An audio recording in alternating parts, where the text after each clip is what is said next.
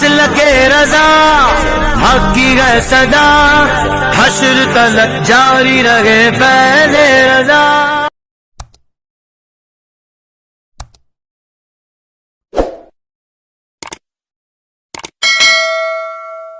اللہ سبحان جو جس کا ہوتا ہے وہ اسی کا دن مناتا ہے۔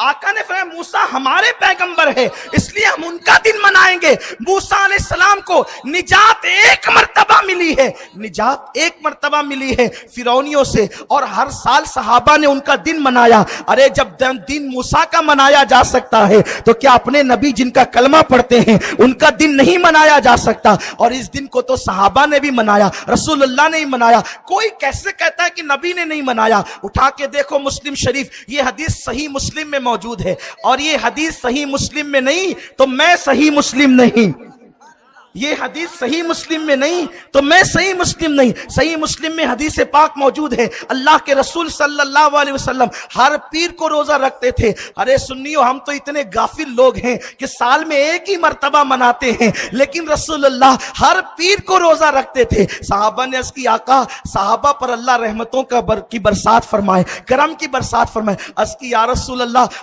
آپ پیر کو روزہ کیوں رکھتے ہیں جبکہ جمعہ کا دن سارے دنوں کا سردار ہے، سید الایام ہے جمعہ کا دن، لیکن پیر کا روزہ آپ کیوں رکھتے ہیں؟ آقا ارشاد فرماتے ہیں پیر کا دن میری پیدائش کا دن ہے۔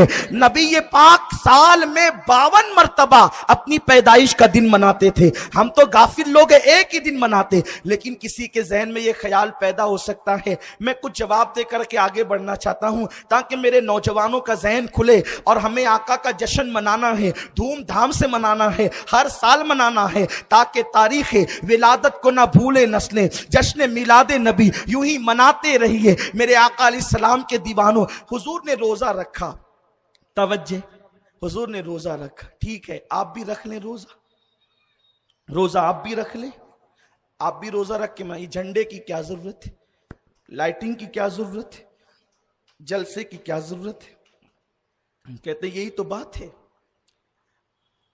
جیسا رسول نے کیا ویسا آپ بھی کریں۔ تو ہم آپ کو یہ بتانا چاہیں گے کہ مدرسہ جیسا نبی نے بنایا پھر ویسا مدرسہ ہر مولوی بنائے۔ نبی کا مدرسہ 10 بائی 10 کا ایک کوٹا تھا، بس بغیر چھت کے کھلی ہوئی وہ زمین تھی، اور اس پر بلال، صہیب رومی، سلمان فارسی، ابو بکر صدیق یہ نبی کے طلبہ تھے، اور حضور ان کو پڑھاتے تھے۔ اور رسول اللہ کے مدرسے کا کوئی چندہ نہیں ہوتا تھا، نہ رمضان میں ہوتا تھا، نہ شعبان میں ہوتا تھا، نہ بقرعید پہ کوئی چمڑا وصول ہوتا تھا، یہ سب کچھ نہیں ہوتا تھا۔ نبی نے مدرسہ پڑھایا، کوئی کھانے کا انتظام نہیں تھا، نہ کوئی اے سی، نہ کوئی دیوار، نہ کوئی چھت، بالکل سادگی کے ساتھ۔ اور نبی نے ایسا پڑھا کر کے بنایا کہ آج کی کروڑوں یونیورسٹیاں کوئی ایک ابو بکر کے جیسا نہیں پیش کر سکتی، کوئی ایک حضرت عمر کے جیسا نہیں پیش کر سکتی، لیکن وہ پڑھنے والے پیٹ پر پتھر باندھتے تھے، ان کو کھانا بھی نصیب نہیں ہوتا تھا۔ ابو ہریرہ کہتے ہیں ہمیں اتنی بھوک لگتی کہ ہم مسجد نبوی کی زمین پہ چت لیٹ جاتے تھے، نہ وہاں مدرس کو پگار ملتی تھی، نہ کوئی تنخواہ ملتی تھی، نہ وہاں طلبہ کو کوئی کھانا ملتا تھا۔ تو اگر ہمیں پابند کیا جا رہا ہے کہ جیسے نبی نے میلاد منایا تو ہمیں بھی یہ حق پہنچتا ہے ایسا کہنے والے کو، جو نہیں کہہ رہا ہے وہ جیسا چاہے مدرسہ چلائے، لیکن جو ہمیں کہہ رہا ہے کہ نبی نے میلاد جیسا منایا آپ بھی صرف ویسا منائے، دوسری کوئی چیز شامل نہ کریں، جب ہم ان سے کہیں گے تو ہمیں حسن ظن ہے، کیونکہ وہ عقل مند لوگ ہیں، وہ دانشور لوگ ہیں جو منع کر رہے ہیں۔ ہم جب ان سے کہیں گے کہ نبی کی طرح تم بھی مدرسہ چلاؤ تو وہ ہم سے ہمارا دامن پکڑ کے کہیں گے امین القادری ہوش میں آؤ، آج دور بدل گیا ہے، حالات بدل گئے ہیں، بڑی بڑی یونیورسٹیاں ہیں، امریکہ کی یونیورسٹی، برطانیہ کی یونیورسٹی، مالیگاؤں کی یونیورسٹیاں ہیں جس میں اے سی لگے ہیں، جس میں پنکھے لگے ہیں، جس میں لائٹ لگے ہیں، جس میں اونچی اونچی عمارتیں ہیں۔ اگر یونیورسٹیوں میں درس جو عصری علوم پڑھائے جا رہے ہیں ہم دینی علوم چبوترے پہ پڑھائیں گے. ارے بلڈنگوں میں پڑھاتے ہیں تو مالداروں کے بچے نہیں آتے, صرف غریبوں کے فاقہ کشوں کے بچے آتے ہیں. اگر ہم نے یہی کیا کہ نبی کی طرح اوٹا بنا لیا تو یہ ہوگا امین القادری کہ لوگ یوں بھی نہیں آتے اور یوں بھی نہیں آئیں گے, تو ہمارا کام کیسے چلے گا؟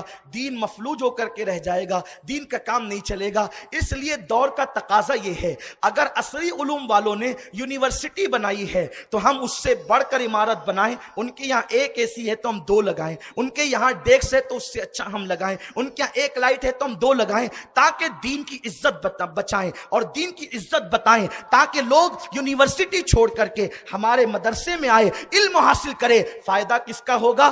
دین کا ہوگا. ہم کہتے یہی جواب پھر اپنا بھی سن لیجئے کہ نادان, اگر تو اصحاب صفا کی طرح, صفا کے چبوترے کی, صحابہ کے اس چبوترے کی طرح, صفا کی طرح تو مدرسہ نہیں بناتا اور یہ کہتا ہے کہ دور کا تقاضا یہ ہے, اگر آج دین بچانا ہے تو ان سے بہتر ہمیں بنانا ہوگا. ہم تو یہی کہتے ہیں, رسول اللہ نے روزہ رکھ کر کے بنایا, اپنا دن منایا, لیکن آج دور بدل چکا ہے. اگر ہم صرف روزہ رکھ لیں گے تو کسی کو پتا نہیں چلے گا.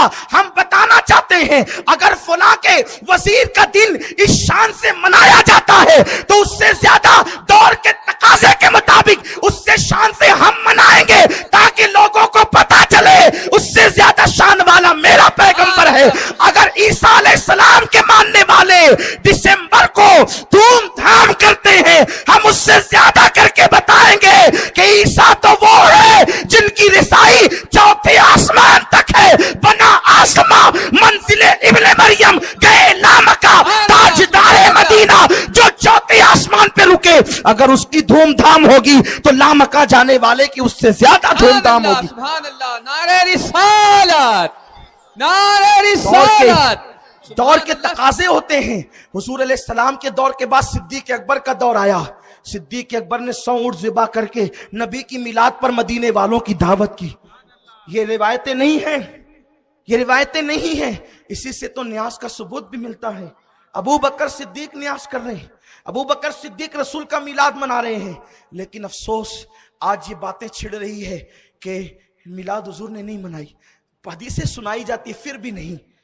بخاری شریف میں تو کتاب النکاح میں وہ کتنی مشہور روایت ہے, کتنی مشہور روایت. نماز اگر کافر پڑھے تو اسے ثواب نہیں ملتا ہے نا, نماز کافر پڑھے اسے ثواب نہیں ملتا, روزہ رکھے اسے ثواب نہیں ملتا. لیکن ایک اتنا بڑا کافر جس کو اللہ نے کافر کہا, اتنا بڑا کافر, سرٹیفائیڈ کافر, جسے کفر کا سرٹیفکیٹ ملا ہوا, سند یافتہ کافر, اس کے کفر میں کوئی شک ہی نہیں کر سکتا. جو لوگ کہتے ہیں کافر کو کافر نہ کہو, وہ بھی اس کو کافر کہتے ہیں. اس کا نام ہے ابو لہب. ابو لہب جب وہ مر گیا, نبی دشمنی میں مر گیا, مرنے کے بعد حضرت عباس نے اس کو خواب میں دیکھا. یہ حدیث کس نے لکھی؟ امام بخاری نے, اصح الکتب بعد کتاب اللہ. قرآن کے بعد سب سے صحیح کتاب بخاری شریف. دیکھو کس قدر ستم ہے, ستم ہے, ستم ہے, کس قدر ستم ہے. کسی کتاب میں میلاد منانے کا ثبوت نہیں. جس بخاری کو ہم بغل میں لے کے گھومتے, ختم بخاری سے پہلے تو کوئی مولوی کہلاتا بھی نہیں ہے, کم از کم نہیں کچھ پڑھا ہوتا تو بخاری ہی صحیح سے پڑھ لیتے, اور پڑھ لیتے تو ایمان نہیں تو دیانت داری سے پوری پڑھ لیتے. آگے کے 4-5 پیج پڑھ لیے, پیچھے کے 4-5 پڑھ لیے, اور 8 میٹر کی پگڑی بنا کر کے گھوم رہے. یہ علم اسے نہیں کہتے, پوری کتاب پڑھیں. دیکھو میں کہتا ہوں تو لوگ مجھے برا مانتے ہیں, لیکن بات سچی کہتا, بری اگر غلط کہوں آپ میری زبان کاٹ لیں. آج کی تاریخ ہے میلاد کی تاریخ, ایک تاریخی واقعہ ہو جائے گا. غلط بات کہنے پہ زبان کاٹ لو گے تو زندگی بھر دعا دوں گا, میں آپ کو برا نہیں کہوں گا. اتنا ظرف رکھتے ہیں ہم لوگ, اور بات تو وہی ہے جو سچی ہو, بات وہی ہے خدا لگتی ہو. تو یہ کیوں ہوا؟ 2-4 آگے کی پڑھ لی, 2-4 پیچھے کی پڑھ لی اور چلے پڑھانے کے لیے. ایسا نہیں. اور اگر آپ نے پوری پڑھ کر آپ چھپا رہے ہیں تو پھر آپ جو علماء یہود نے جو کام کیا وہ کام آپ بھی کر رہے ہیں. پڑھ کے چھپا رہے ہو تو یہودیوں کی طرح رہی ہو, یہودیوں کے نقش قدم پہ چل رہے ہو. بغیر پڑھے بول رہے ہو تو ابو جہل کے نقش قدم پہ چل رہے ہو. جہالت کی وجہ سے نہ ادھر آؤ صراط مستقیم پر. اس امت کو مت لڑاؤ. یہ امت لڑنے کے لیے نہیں ہے. اس امت کو گروپ میں تقسیم مت کرو. یہ امت کو کب تک بانٹتے رہو گے؟ صرف اپنے پیٹ کے لیے؟ کیوں بانٹتے ہو امت کو؟ سچ سچ بتا دو جو قرآن میں لکھا ہے. سچ سچ بتا دو جو حدیث میں لکھا ہے. کیوں ہر میلاد پہ جھگڑا، ہر 11ویں پہ جھگڑا، ہر ربیع الاول پہ جھگڑا؟ کیوں جھگڑا لگاتے ہو؟ ختم کرو جھگڑے. قرآن و سنت پہ آؤ، بزرگوں کے نقش قدم پہ آؤ. اس لیے کہ بھائیوں مرنا سب کو ہے. اگر تم امت میں فتنہ پھیلاؤ گے اللہ کو جواب کیا دو گے؟ یہاں تو قوم کو لڑا دو گے. یہ بولے لوگ ہیں، لوم چلانے والے، ٹھیلا ڈھکیلنے والے. انہیں کیا پتا بخاری میں کیا ہے، انہیں کیا پتا قرآن میں کیا ہے. جو قرآن کی آیتیں صحیح نہیں پڑھ سکتے وہ قرآن کو کیسے سمجھ سکیں گے؟ وہ تو اس حلیے پہ اعتماد کرتے ہیں.